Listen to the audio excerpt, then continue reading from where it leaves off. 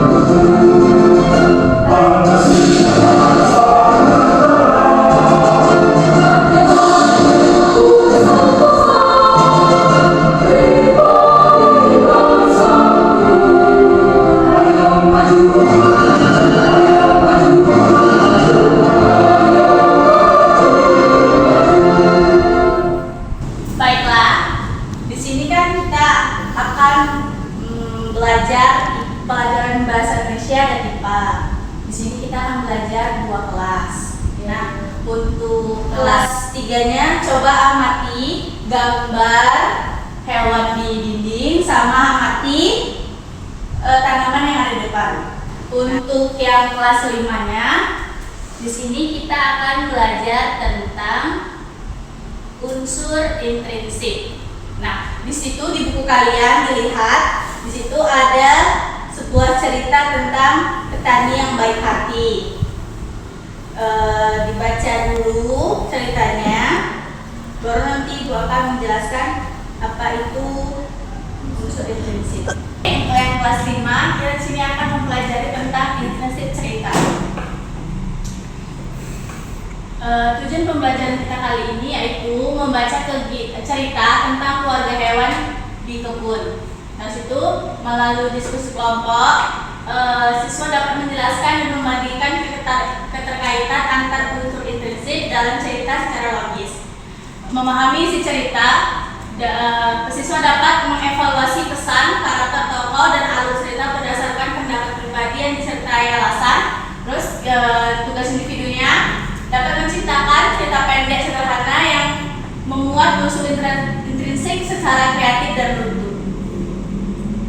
Ada yang tahu nggak cerita itu apa? Enggak, Bu. Cerita adalah rangkaian peristiwa yang saling berkaitan.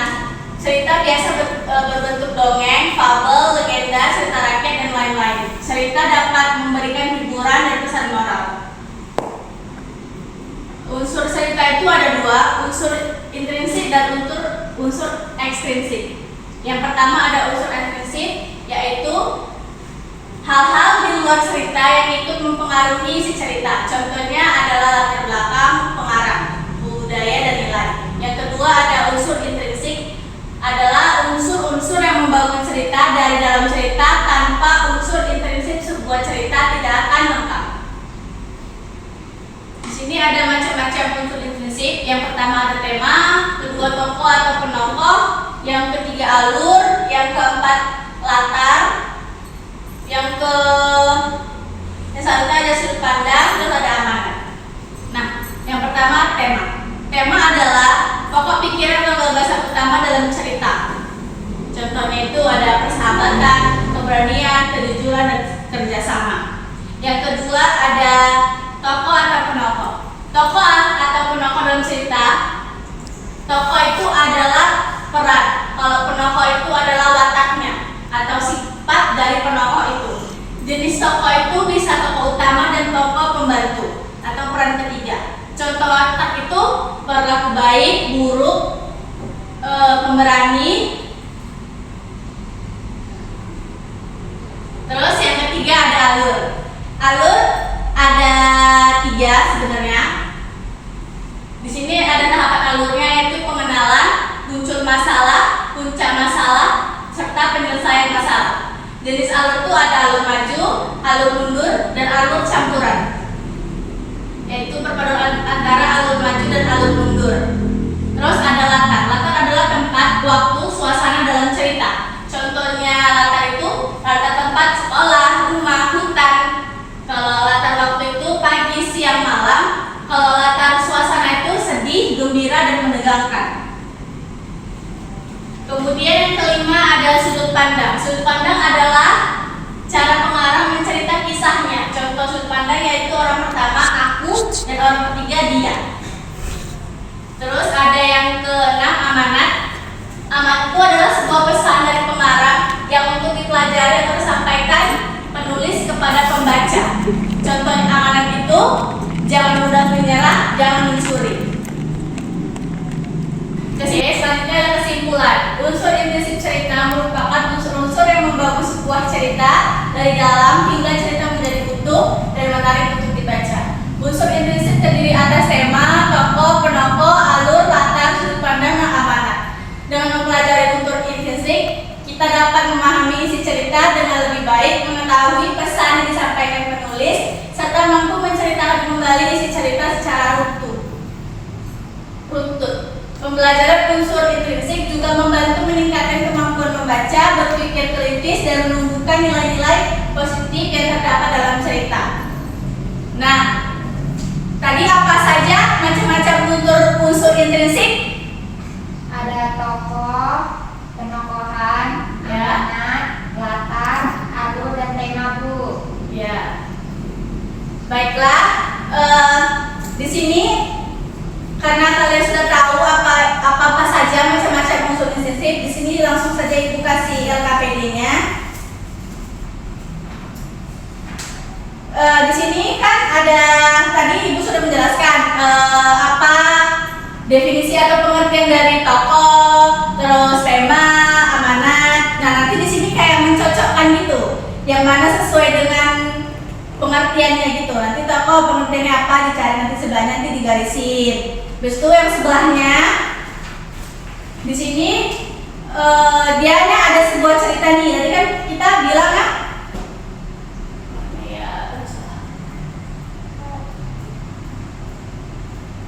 Nah, tadi kan di sini keluarga hewan di kebun kan. Nah, ini ada ceritanya. Nanti dalam cerita itu mana yang termasuk tema, mana tokoh, penokoh, sama latar belakang, alur cerita, dan amanat. Bisa? Bu. Udah paham? Paham, Bu. Nah, jadi kerjakan dulu. Ya, Bu. Ibu mau kelas 3. Ya, Bu. Oke, kelas 3. Udah tahu kan perbedaan atau ciri-ciri dari makhluk hidup, dari hewan, tumbuhan, serta manusia? Nah, di sini Ibu akan memutar sebuah video. Disimak dulu.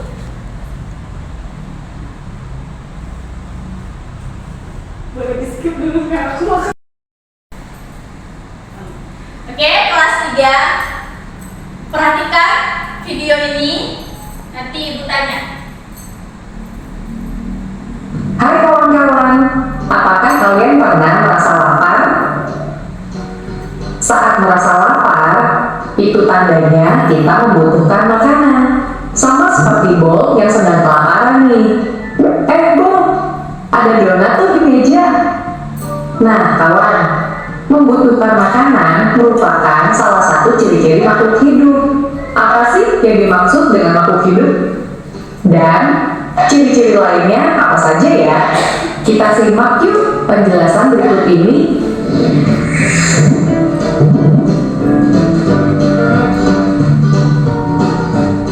Ciri yang pertama, makhluk hidup membutuhkan makanan untuk bertahan hidup. Tidak hanya manusia, tumbuhan dan hewan juga memerlukan makanan untuk tetap hidup.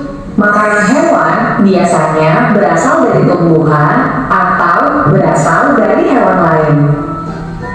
Tumbuhan yang memiliki zat hijau daun dapat membuat makanannya sendiri dengan cara menyerap air yang mengandung zat hara dan gas karbon dioksida. yang kemudian diubah menjadi makanannya dengan bantuan cahaya matahari. Selain membutuhkan makan, Enggak ada makanan, enggak ada. gerak, termasuk tumbuhan. Tumbuhan biasanya bergerak, namun tidak berpindah tempat seperti kita. Gerakan tumbuhan bisa berupa bunga yang mekar, putri malu yang menusuk bila dipegang,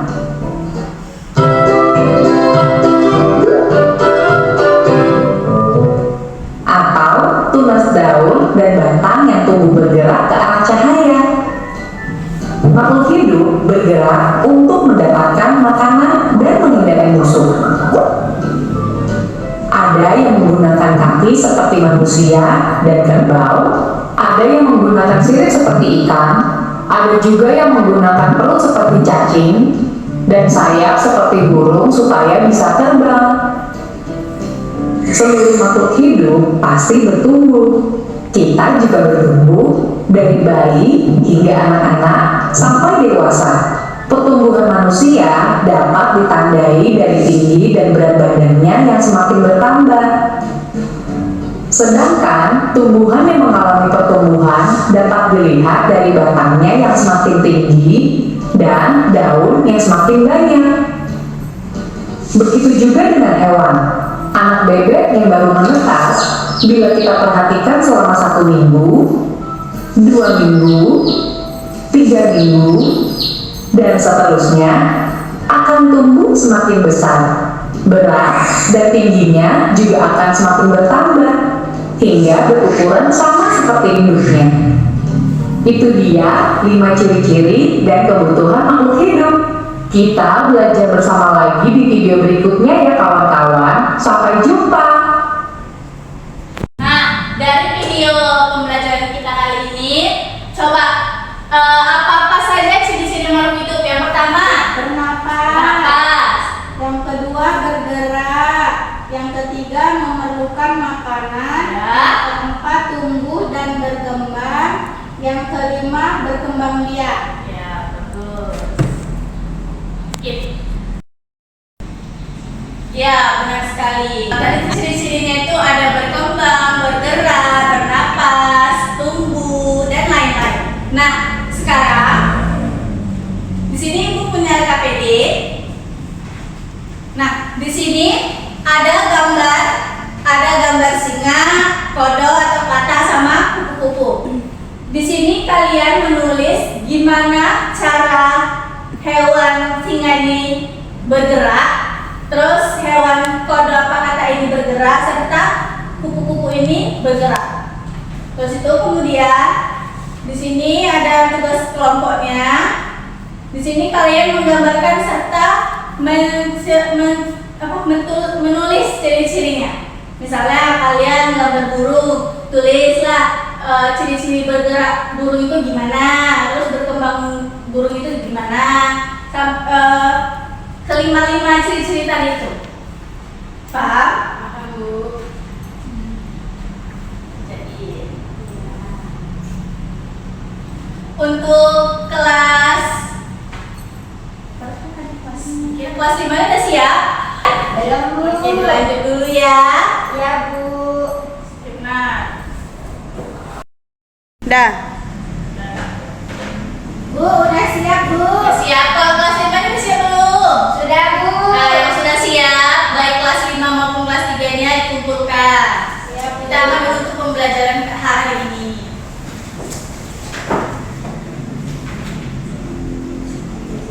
Ya, terima kasih.